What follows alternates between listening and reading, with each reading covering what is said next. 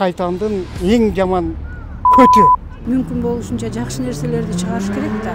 Биздин бийлик дагы, мамлекет дагы карап, буга каршы мыйзамдар чыгарыш керек. Биздин балдар ошонун баарын көрүп атат да. Кыргыздын кызы менен жигити ошондой болуп кетсе, демек биздин будущийбиз жок болуп атат.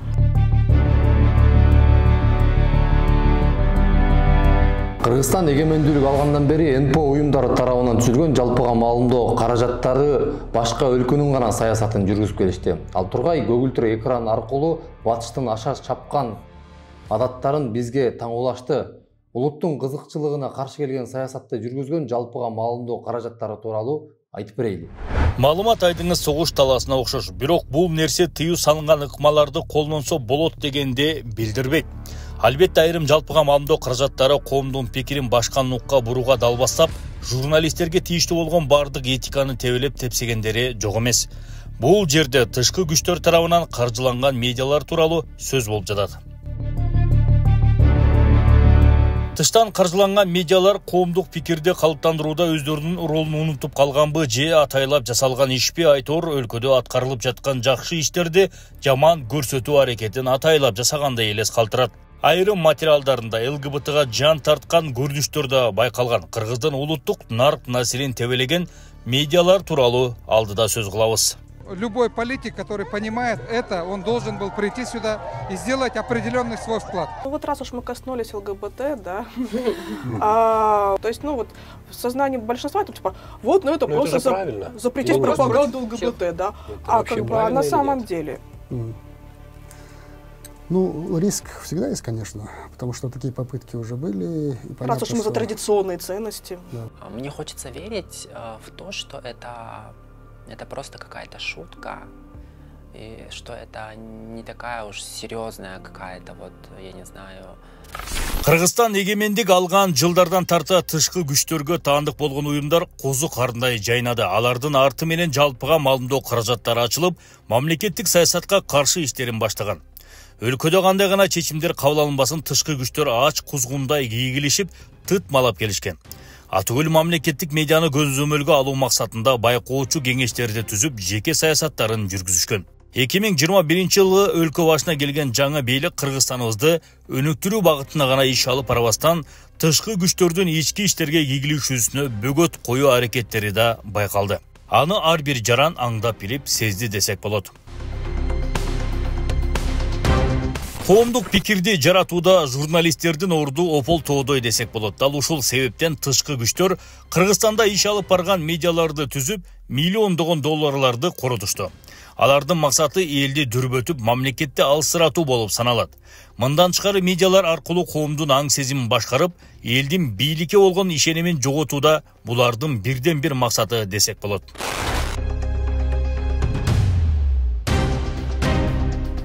Өздөрүн эркин медиа атап алгандарга көз салсак, алардын баракчаларында элдин көңүлүн көтөрө турган материалды табуу мүмкүн эмес. Ар бир чыгарылышында коомдун маанайын түшүрүү аракетин көргөндөрү байкалат. Мисалы, Атамбаевдин Апрель телеканалы кандай гана жакшы жаңылык болбосун, какшыктоо же шылдыңдоо ыкмасы менен аны жокко чыгаргылары келгенди элес калтырат. Серепчилердин пикиринде бул ыкма коомдун бийликке болгон ишенимин жоготуп, радикалдык кадамдарга түртөөрүн айтат.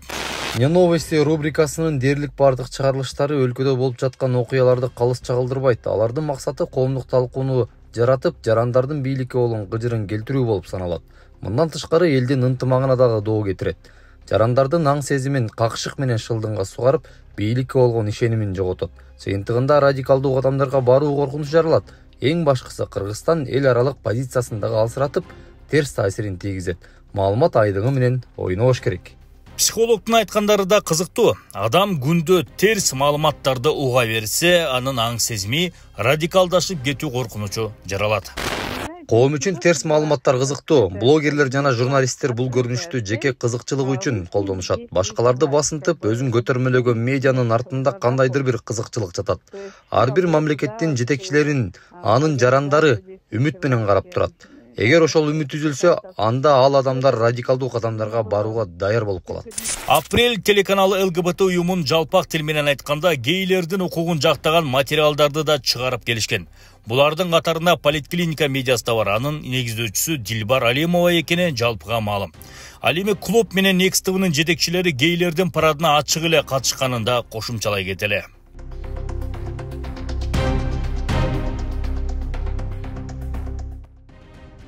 Өздөрүн эркин медиа атагандар адам укугун жамынып, терис маалыматтарды тынымсыз жазып, ЛГБТ өкүлдөрүнүн жеке жашоолорун үгүттөгөндүктөн артында миллиондогон гранттар турары талаш кыз чындык адам укугу деп кыйкырып жүрүп акча тапкандары да арбын.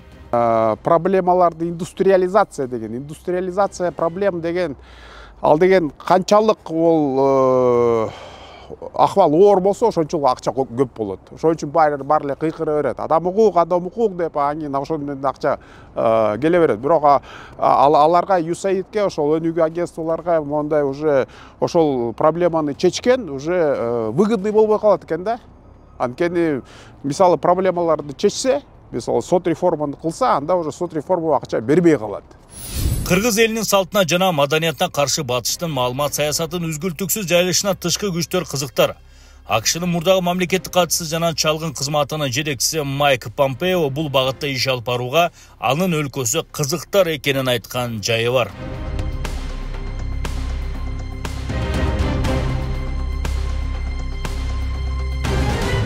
Акыркы 8 жылда USAID $335 миллиард короткон, албетте жакшы иштерге да жумшалганы бар. Бирок бул уюм муну менен гана чектелбей, мамлекеттин ички ишине кийгилишип, ар кайсы медиаларды каржылап, коомду радикалдаштыруу багытында да иш алып барышкан.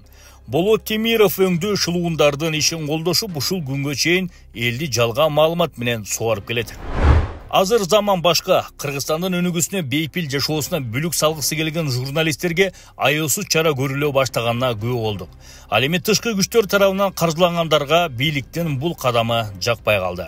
Азыркы тапта мындай альтернативдүү пикирди чагылдырган массалык маалымат каражаттарын маалымат талаасынан сүрүп чыгаруу аракети дагы ушундай маалыматтык монополияны орнотуу аракетине окшошуп атат, түскөлдөшүп атат.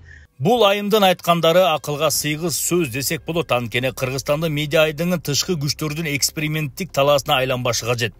30 жыл бою НПО медиалар өздөрүн акылдуу эсептеп, гранттардын эсебинен жан баккандар Кыргызстандын медиа чөйрөсүн каалагандай калчап келишти. Бирок ал убакыт өттү.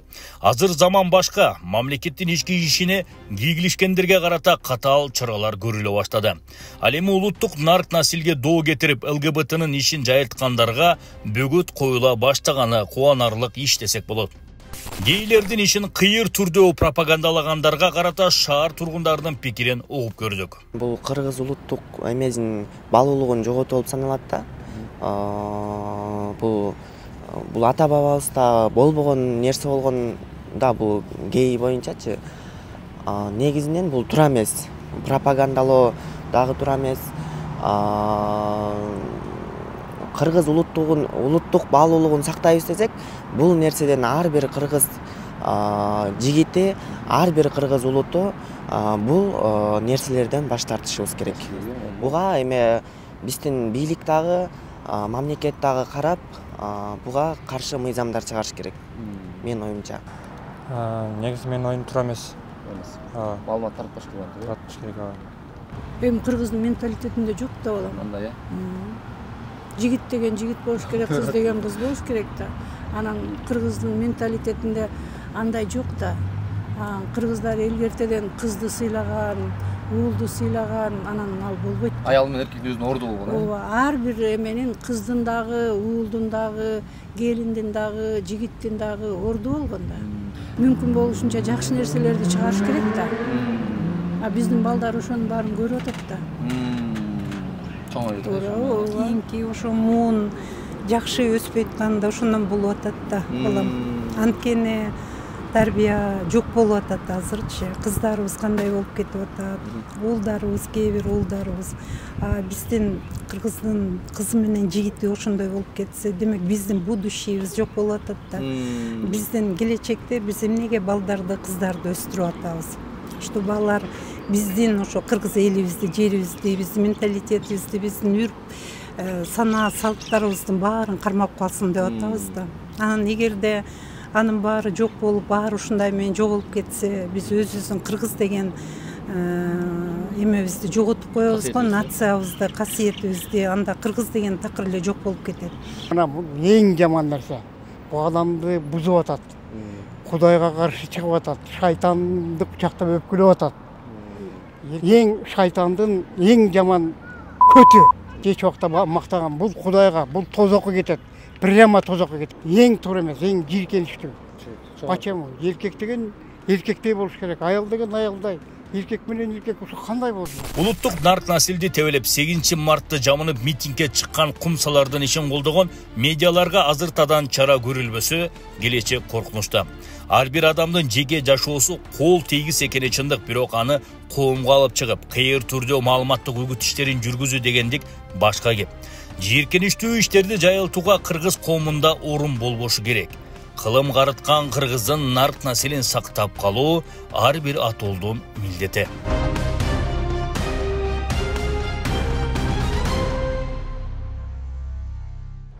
Жогоруда батыштан байлык күткөн жалпыга маалымдоо каражаттары тууралуу маалымат алдыңыздар. Эч ким айтпаган маалымат менен сиздер менен бөлүштүк. Эми калганына эл тараза болсун.